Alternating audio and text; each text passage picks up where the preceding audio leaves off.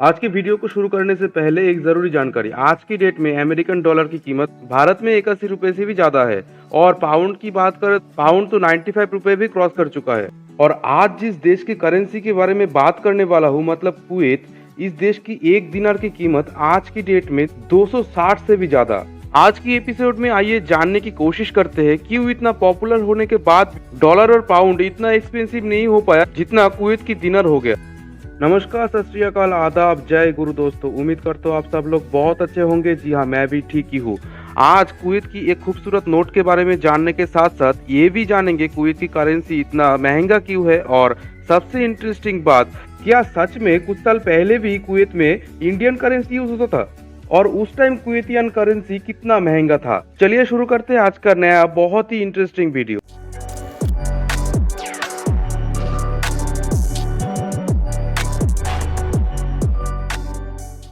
पूर्व अरब के उत्तर में पश्चिम एशिया का एक छोटा सा देश है कुवैत। 4.67 मिलियन की आबादी वाले इस देश में केवल 1.85 मिलियन लोग कुवैती सिटीजन है और बाकी 2.8 मिलियन लोग दूसरे लगभग 100 कंट्री से आके यहाँ रहता है। देश की कैपिटल है कुवैत सिटी। ऑफिशियल लैंग्वेज है अरबिक और देश की 74% लोग इस्लाम धर्म को मानते हैं और बाकी 17% लोग क्रिश्चियन है और 7% लोग हिंदू है।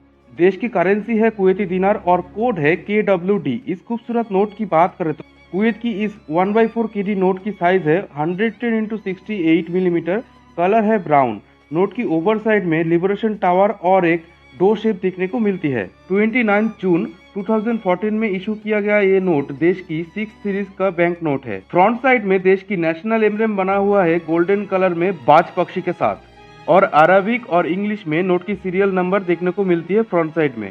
दाई तरफ वाटरमार्क देखने को मिलती है जिसमें फैल्कन हेड के साथ 1/4 अरबिक में लिखा है। रिवर्स साइड में ट्रेडिशनल कुवैती दरवाजा और कुवैत की पहले सिक्के की पिक्चर देखने को मिलती है। ये नोट लंदन के देलुरई से प्रिंट हुआ था। आज से लगभग 70-80 साल पहले कुवैत में जो करेंसी यूज होता था वो भारत सरकार के द्वारा इशू किया जाता था। जी हाँ, एक ऐसा टाइम था जब reserve bank of India Kuwait के करेंसी बनाता था। इंडियन रुपीस के साथ काफी सिमिलर दिखने वाली इस नोट का नाम था गल्फ रूपी, जिसमें गवर्नमेंट ऑफ इंडिया का नाम भी लिखा गया था। लेकिन इंडियन करेंसी के साथ इसका एक फर्क था, जो है गल्फ रूपी में सीरियल नंबर Z से शुरू होता था। भारत से इशू किया गया ये नोट भारत में यूज नहीं किया जा सकता था।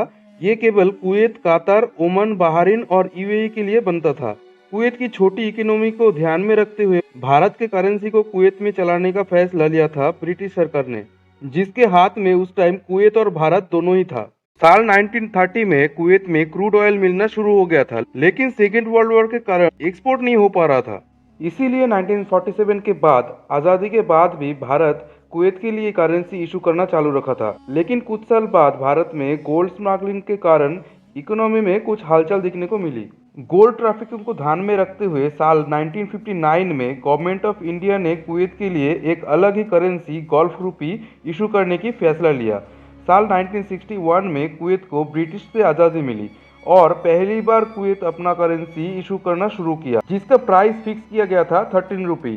साल 1966 में भारत बहुत ही मुश्किल हालात से गुजर रहा था, जिसके कारण गल्फ रूपी इशू करना बंद करना पड़ा और UAE, ओमान जैसे देश को खुद की करेंसी चालू करने की फैसला लेनी पड़ी। साल 1975 में कुवैत अपना दिनार की रेट फिक्स कर चुका था। रेट फिक्स करने का मतलब ये है, मार्केट में सप्लाई डिमांड की रेशियो चाहे कुछ भी हो, इस देश की करेंसी का रेट किसी और एक देश की करेंसी के साथ फिक्स रहता है। साल 1990 तक भारत का करेंसी रेट भी फिक्स रहता था। कुवैत की करेंसी किसी और एक देश के साथ फिक्स नहीं है, बल्कि बहुत सारे करेंसी के साथ फिक्स है। आज की डेट में केवल गल्फ कंट्री को छोड़ के बाकी सारे कंट्री की करेंसी फ्लोटिंग एक्सचेंज रेट या नहीं तो इन दोनों की मिक्स में आता है। फ्लोटिंग एक्सचेंज रेट का मतलब है मार्केट में सप्लाई और डिमांड के रेशियो के साथ साथ करेंसी का रेट भी ऊपर नीचे होता रहता है। जैसे अभी भारत का करेंसी रेट हर दिन ऊपर नीचे होता है। किसी और देश के साथ अपने देश की करेंसी को फिक्स रखने का मतलब ये भी होता है, अगर उस देश की इकोनॉमी अगर किसी भी कारण गिर जाता है तो आपके करेंसी भी नीचे जाएगा।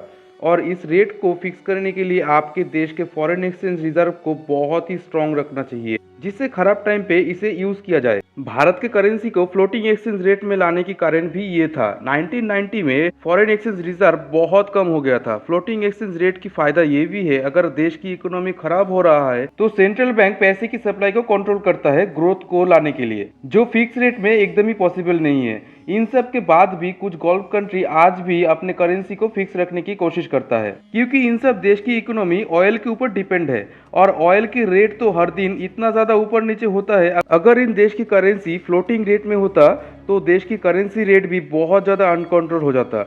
इस चीज को अवॉइड करने के लिए करेंसी रेट को फिक्स किया गया था। फिर भी इतना हाई करेंसी रेट होने के कारण मार्केट की सप्लाई डिमांड रेशियो को ये देश भी अवॉइड नहीं कर सकता है। देखा जाए तो कुवैत पिछले कुछ सालों में ऑयल बेच के बहुत सारा फॉरेन करेंसी कमाया है। देश में अभी बहुत सारे ऑयल इंडस्ट्री बन चुका है, जिसकी मदद से कुवैत अपना फिक्स रेट को मेंटेन रखता है। अब प्रैक्टिकली देखा जाए तो कुवैत अपना रेट 800 से 1000 भी रख सकता था, लेकिन इस रेट को मेंटेन करना भी और भी मुश्किल हो जाता है कुवैत के लिए। तो अब क्वेश्चन ये है, क्या किसी देश की करेंसी रेट हाई होने से देश की इकोनॉमी और इंफ्रास्ट्रक्चर स्ट्रांग है, ये बोला जा सकता है या नहीं?